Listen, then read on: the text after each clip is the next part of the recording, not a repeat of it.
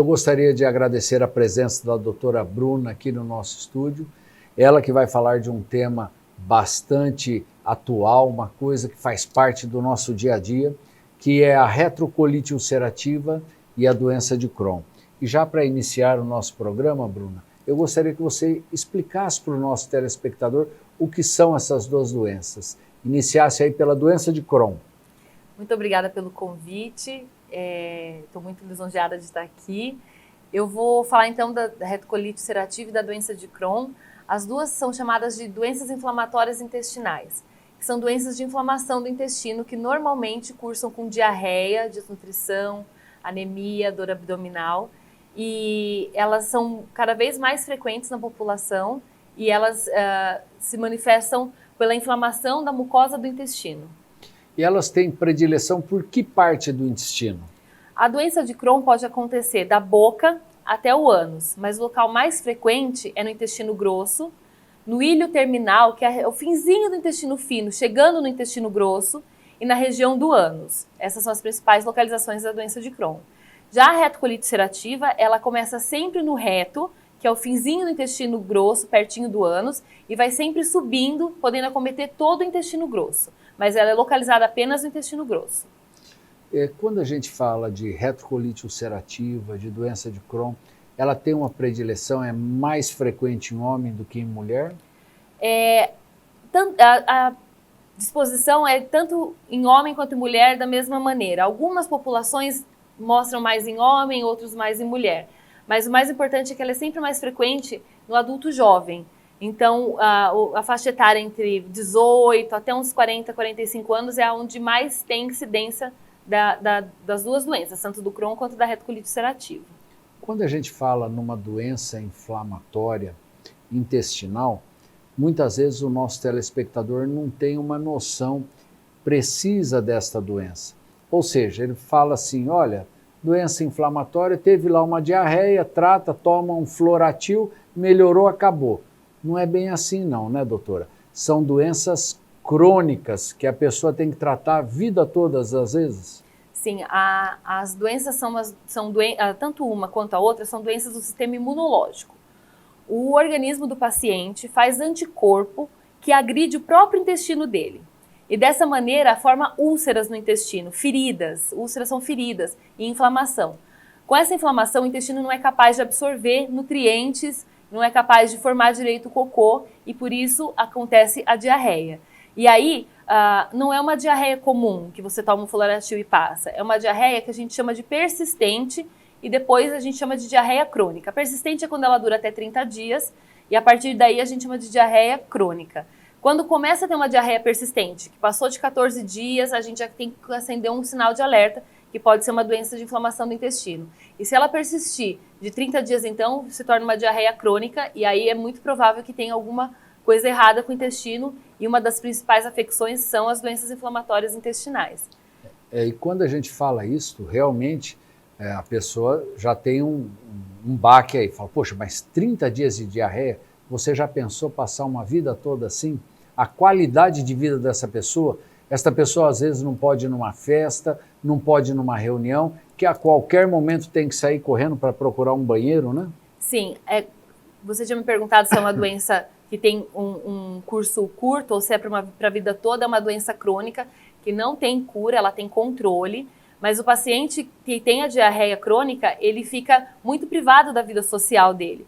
Né? A cada lugar que ele vai, ele já fica de olho onde está o banheiro e se eu me apertar, onde eu posso ir, será que aquele banheiro é limpo? Então a vida vai ficando cada vez mais restrita. E isso acontece em adultos jovens, como eu disse para você. Acontece em idosos também, mas é muito mais frequente em adultos jovens, em que estão estudando, trabalhando, no período produtivo da vida deles, no período mais produtivo.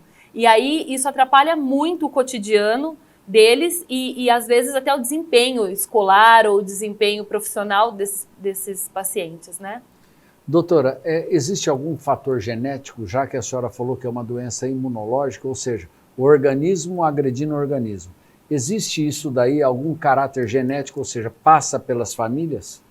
Existe sim uma associação de familiares que têm a doença inflamatória intestinal. É mais comum você ver entre familiares, mas não significa que se eu tiver o meu filho obrigatoriamente vai ter ou os meus pais tiveram, mas é mais comum uma associação entre famílias. Também é comum você não necessariamente ter a doença inflamatória intestinal, mas ter outras doenças reumatológicas na família. Né? A mãe tem uma artrite reumatoide, ou o pai tem psoríase. Então você vê que o sistema imunológico daquela família é um sistema imunológico mais bagunçado e mais reativo a ele mesmo. Né? A causa genética, a gente fala que é uma associação genética, existe uma predisposição genética, mas não é necessário que tenha algum caso na família. Mas outros fatores de risco estão associados também. A gente sabe que excesso de uso de antibiótico na primeira infância pode pode ser um fator de predisposição a desenvolver a doença inflamatória intestinal. Excesso de alimentos industrializados. A gente brinca que alimento bom é aquele que apodrece na geladeira. O alimento que você põe na geladeira e ele dura por semanas, ou que você deixa no seu armário, ele dura por semanas, ele é um alimento industrializado, e esses tipos de alimento predispõem à formação de doença inflamatória intestinal.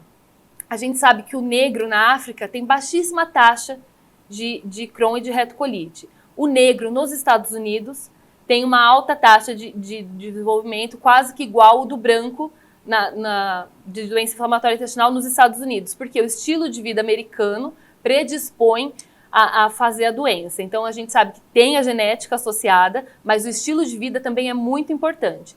Excesso de antibióticos na infância, excesso de limpeza na infância, criança que não é exposta a germes do meio ambiente, não é exposta a grama, a terra, a animais, não tem contato com a natureza, que vive num ambiente extremamente limpo e sem germes, isso também é um fator de predisposição para a doença. Quando você fala a exposição ao meio ambiente, muitas vezes o negro americano, você está dizendo a alimentação americana, que é uma alimentação extremamente desregrada, uma alimentação com muita gordura, muito tomate, coisas condimentadas, isso daí que realmente acaba também expondo a pessoa a ter.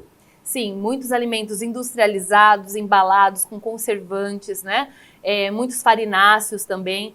Então, um pouco ingesta de fibra natural, de alimentos livres de agrotóxico, de contaminantes, né? Lá eles têm um hábito de consumir alimentos empacotados e industrializados, né? Na África, eles têm mais exposição à sujeira maior, porque o nível de higiene lá é menor, né? E, além disso, eles comem um alimento mais in natura. O que eles colhem, o que eles plantam e o que eles matam e caçam. Então, essa questão do alimento industrializado e esse excesso de embalagens e condimentos que são colocados nos alimentos que predispõem. Certo.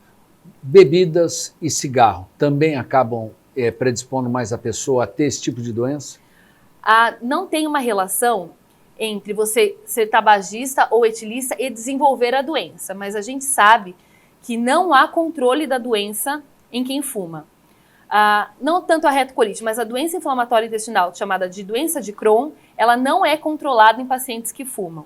O Crohn piora muito em pacientes que fumam. O paciente que é tabagista, ele tem fatores de sinais de piora da doença. A doença vem mais agressiva, de mais difícil controle, e a gente chega a falar que não tem controle para quem fuma. Então, para quem tem doença de Crohn e fuma, está proibido o tabagismo. Inclusive, conviver em ambientes em que você inale a fumaça.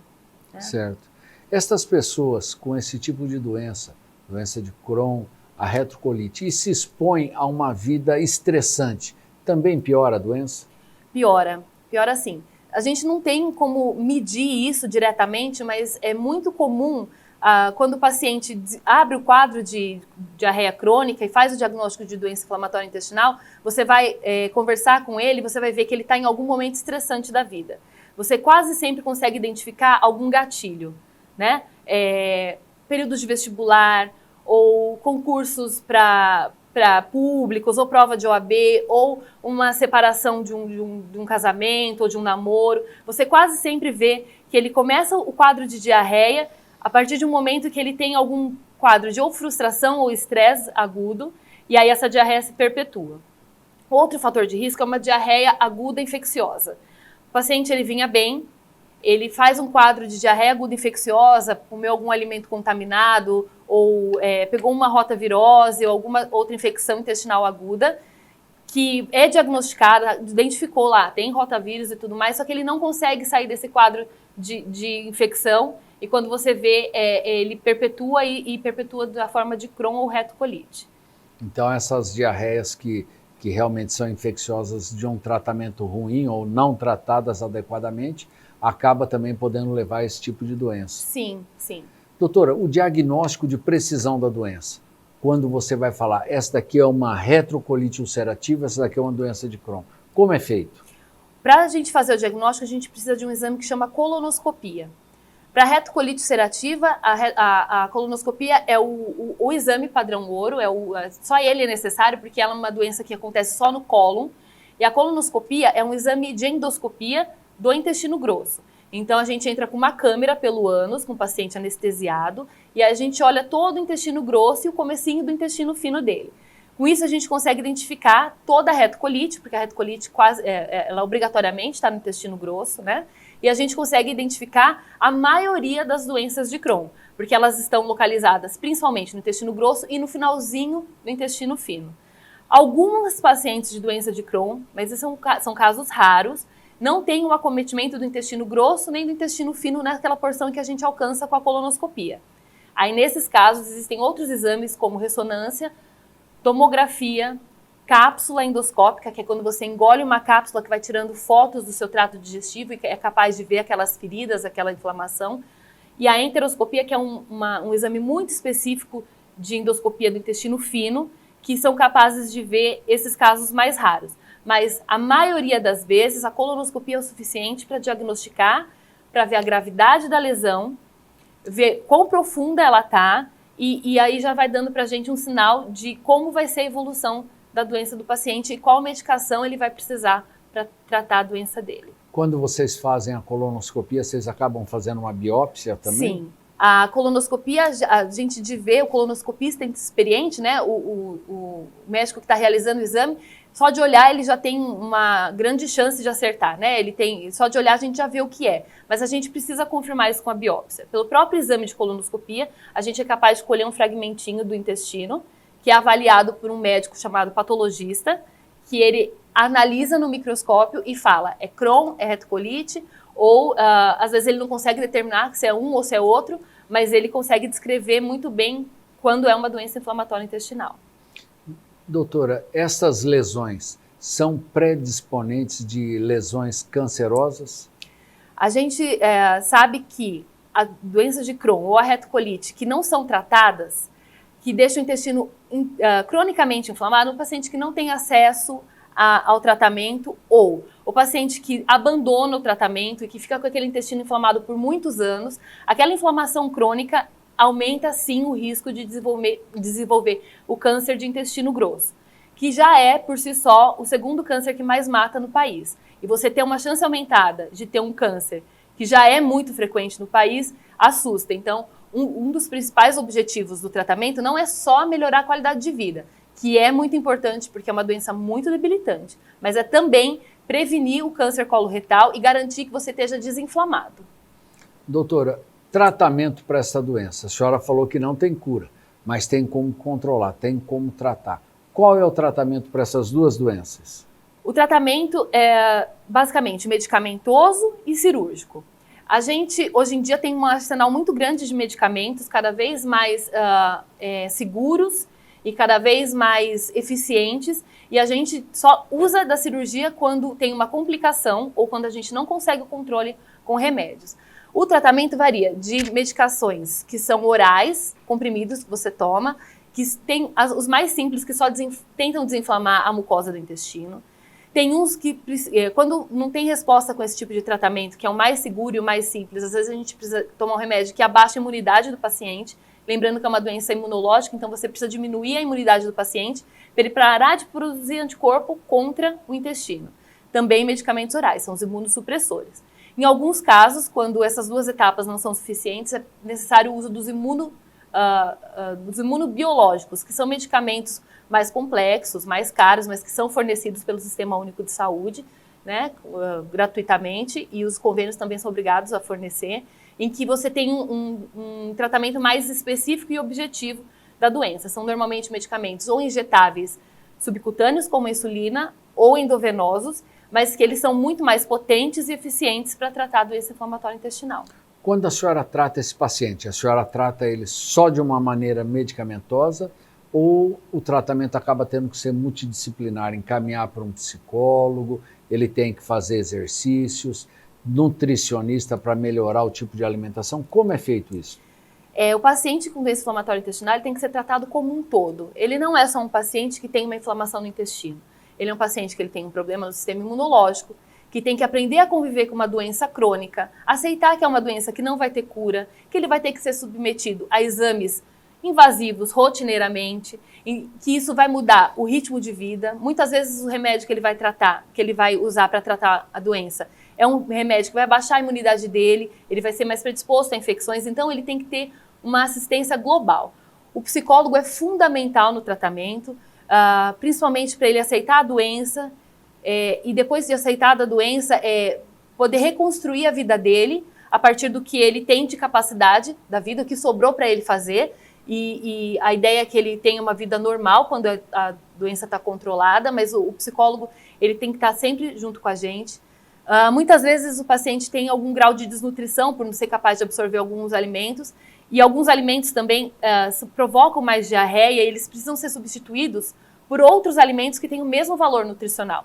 E quem é capaz de organizar a dieta desse paciente para ele ter menos sintoma e para ele não ficar desnutrido é o nutricionista. Então, o nutricionista ele tem que estar com a gente o tempo todo. A gente, na clínica eu trabalho com uma equipe multidisciplinar, com uma psicóloga, nutricionista.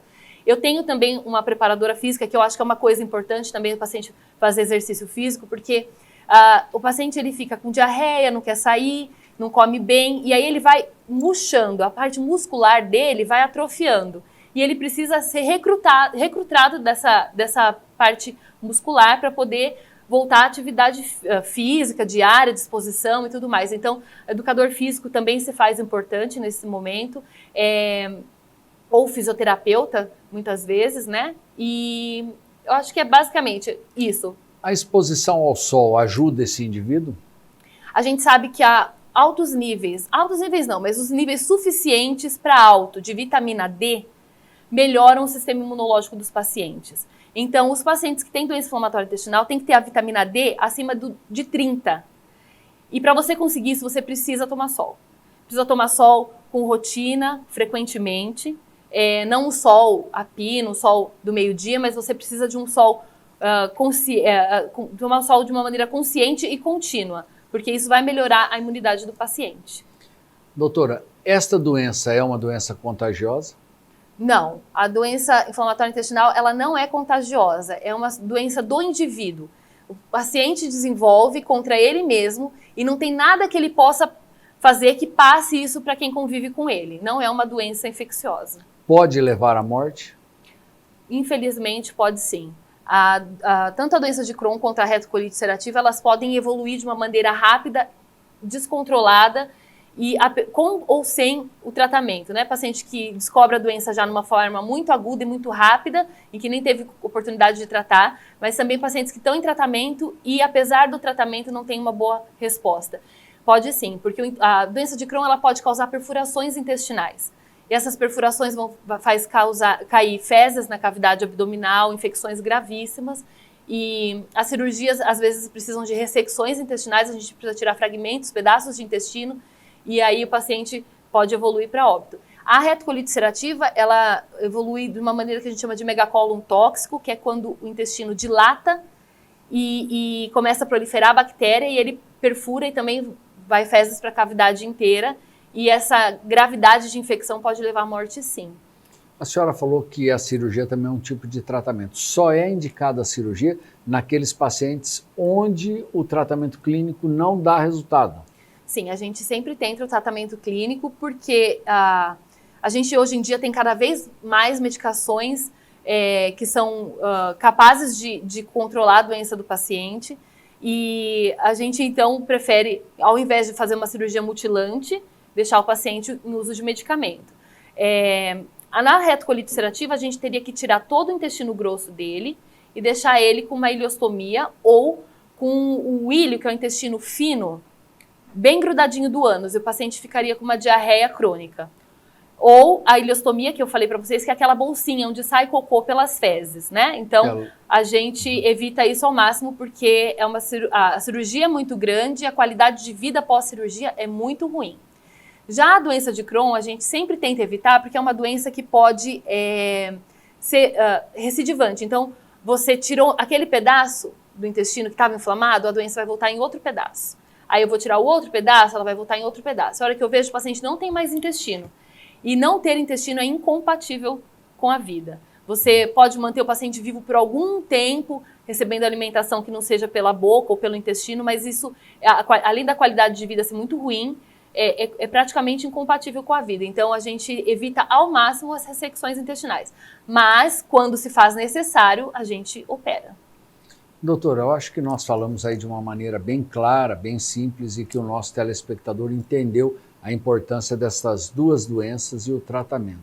Eu gostaria que assim mesmo a senhora deixasse uma mensagem para o nosso telespectador.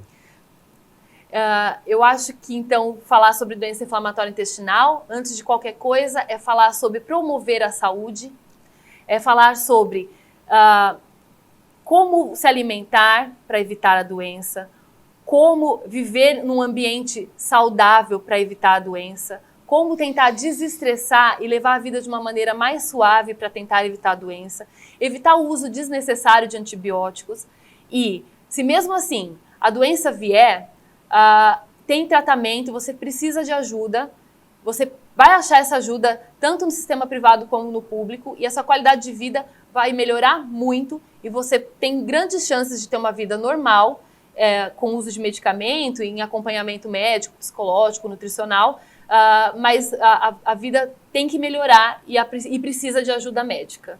Certo. Eu gostaria imensamente de agradecer a doutora Bruna, de agradecer o nosso telespectador.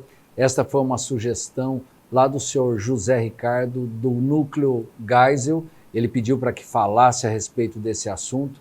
Estamos aqui trazendo esse tipo de informação e é importante que vocês participem, mandem sugestões para que a gente possa realmente elaborar alguns programas que possam ajudar vocês a elucidar esses assuntos tão importantes do nosso dia a dia.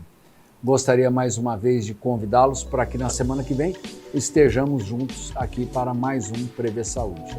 Tchau!